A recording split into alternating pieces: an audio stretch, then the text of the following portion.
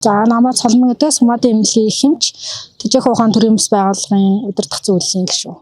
Манай өдөрлөг одоо 2 дахь жилдээ зохион байгуулж байна. Жилийн өмнө бол яг би өөрөө санаачлаад тэгээ манай Тэжээх ухааны одоо залуучууд нийлээд санаагаа дэмжиж бидэд уламжлалт хамгаалах ухааны сурчлан таниулах маш олон одоо уламжлалтын эмчнэр байгаа тэднийг нэгтгэх тий өөрсдийнхөө үйл ажиллагааг нэг нэгэндээ танилцуулах, эрдэм мэдлэгээ солилцох, энгийн иргэдэд одоо уламжлалт хамгаалах ухааны зөвөөр таниулан ойлгуулах, сурчлах гэдэг зорилготойгоор энэ өдөрлөгийг одоо анх зохион байгуулж байсан.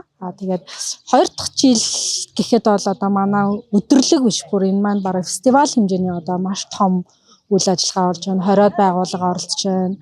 Одоо маш олон эмчнэр иргэд ирлээ тий. Олон илтгэгч багш нар манай одоо эрдэмтэн гавьяат багш нар ирж бас эрдэм номынхаа зах зугаас одоо бид нартай гой илтгэлүүд тавьж байна. Тэгээ энэ маань одоо дараа жил одоо өшөө олон жил тий үргэлжлээд энэ уламжлалт хамгаалах ухааны өдөр фестивал болоод одоо цаашаа үргэлжлэнэ гэж том зорилттойгоор л ажиллаж байна да. Тэжээх ухааны шуурхай баг гэж одоо 20-од залуучууд байгаа. Яг одоо энэ санааг дэмжиж миний зохион байгуулалтанд орж байгаа тэр залуучуудад маш их талархаж байна. За биднэрт итгээд ирж байгаа тий одоо иргэдэд талархлаа. Мөн бидний урилгыг хүлээн авсан одоо эрдэмтэн багш нартаа талархаж байна. Энд ирээд одоо хөдөө орон нутаг аймагаас тий биднэрт зориод ирээд эмнэлгээ танилцуулж байгаа эмнэлгүүдтэй баярлалаа. За энэ жилийн хувьд гэвэл манайх нөгөө дэмжигч байгууллагууд бас нэлээд оролцож байгаа. Тэгэхээр энэ бол уламжлалт хамгаалах ухааныг бол бас нэлээд их хүрээлэлд мэдж байгаа гэж бодож байгаа.